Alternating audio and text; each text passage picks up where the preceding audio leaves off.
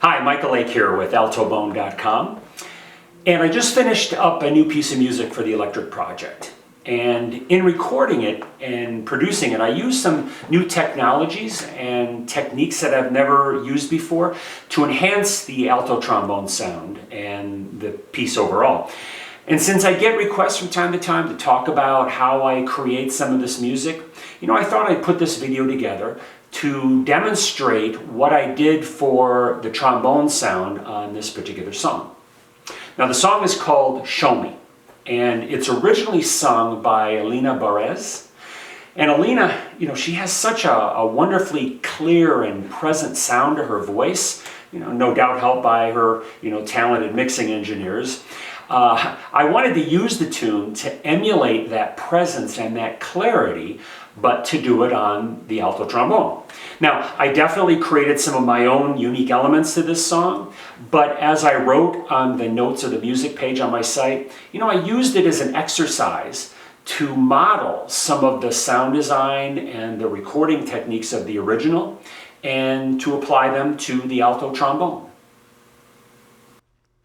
Okay, so as usual, I played into my Neumann M149 mic, and that feeds my Joe Meek VC2 mic preamp. Now, the input level on the mic pre was even higher than usual in order to boost the presence, and my bell was pretty close to the mic, so it was a challenge not to overdrive the Joe Meek. The edge of my bell was literally like 3 inches from the mic. And it's definitely part of my style to play very close in playing with both energy and control so that I maintain the spirit of the phrasing but without creating any distortion. The Joe Meek goes to the Apollo 16 analog to digital converter, which then sends all those ones and zeros to the computer. It ends up in Logic Pro, and that's where I do all my work. Now, I suggest listening to this, if you can, with good headphones or in front of quality monitors rather than, computer speakers or certainly earbuds on the phone, right? Some of this processing is subtle, so in order to really hear the full effect, use the best monitoring that you have. So here's one phrase from the song Show Me in its final form with all the processing and effects intact.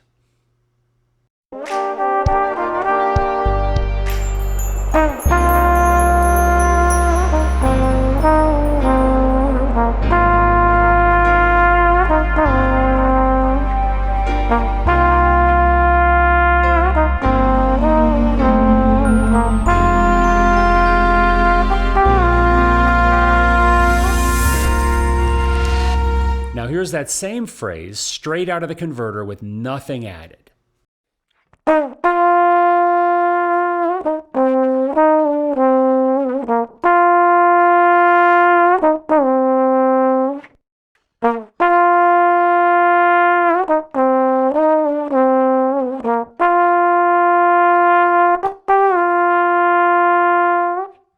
So let's talk about how I got the end result.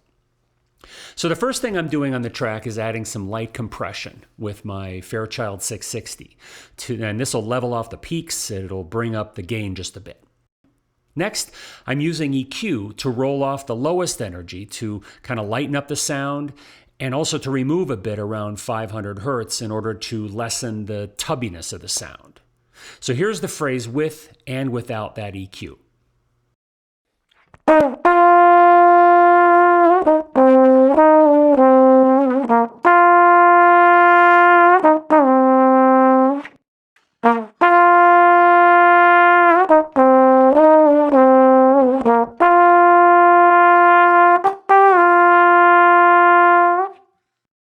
And as you can see from the frequency analyzer, the trombone has a somewhat wide overtone range, and therefore a tendency, even my alto, to sound a bit tubby, at least for the sound I'm going for. And that doesn't mean that those frequencies don't work for you.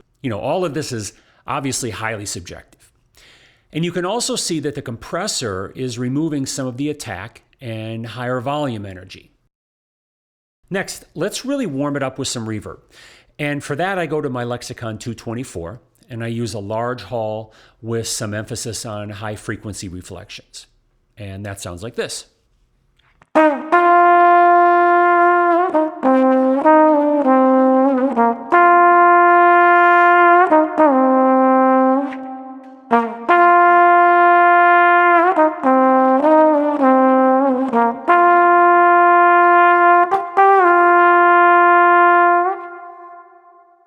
I'm also sending the signal to a basic delay with the highs emphasized and the lows below 450 rolled off in order to avoid too much conflict with the original sound.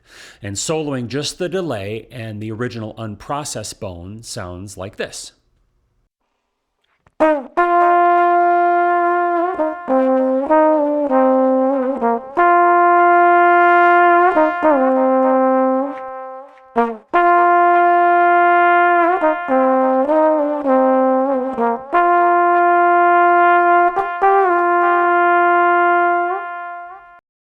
Now, I'm busing the reverb signal directly to an auxiliary track where I process just that reverb.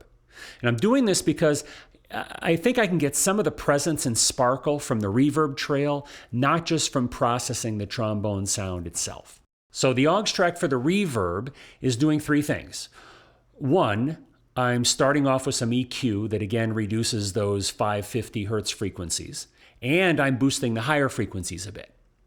Two, I'm using a Vertigo VSM3 to add some third harmonics to the reverb and to add some warming. So in essence, I'm adding some subtle noise. And I'm dialing in a fair amount of drive on this processor while rolling off some of the higher frequency artifacts that tends to bring in. And third, I'm using an ambience recovery system to add some depth and width to the reverb stereo field. Notice how it fills up the reverb in the process. Again, some somewhat subtle changes, but they're effective nonetheless. Let me solo the trombone track while I add the three processes one at a time. And remember, you're listening for changes just to the reverb tail, not to the original trombone sound, because we already did that.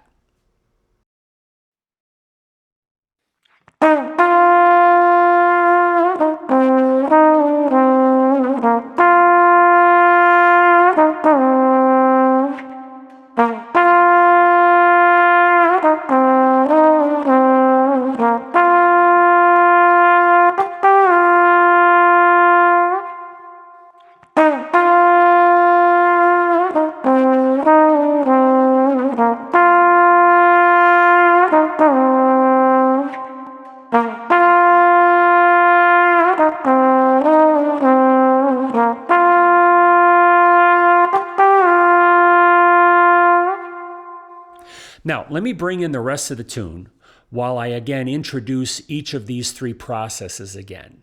And even though you can hear their effects more easily with the track soloed like I just did, you'll always want to judge these processes within the context of the full tune, right? So here you go.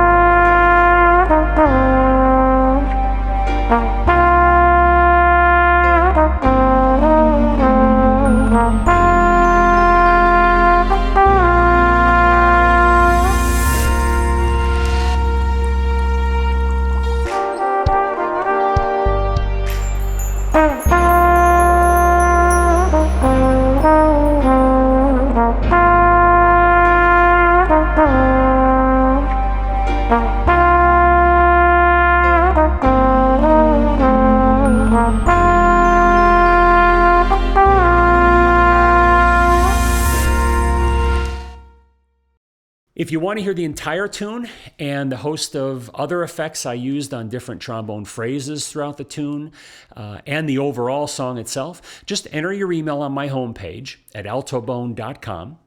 And because this new tune is pretty far down the queue from when you first sign in and start getting my music, I'll send it to you now if you just send me an email letting me know, that you signed up and you want me to send you Show Me. I'll send that to you immediately. So I hope this was interesting for you, and maybe it got you thinking about some of your own recordings. All these plugins, by the way, they come from Universal Audio, and I'm not in any way affiliated with them, with Universal Audio, so consider me just an enthusiastic user. So let me know what you think, and good luck with your recording. Thanks.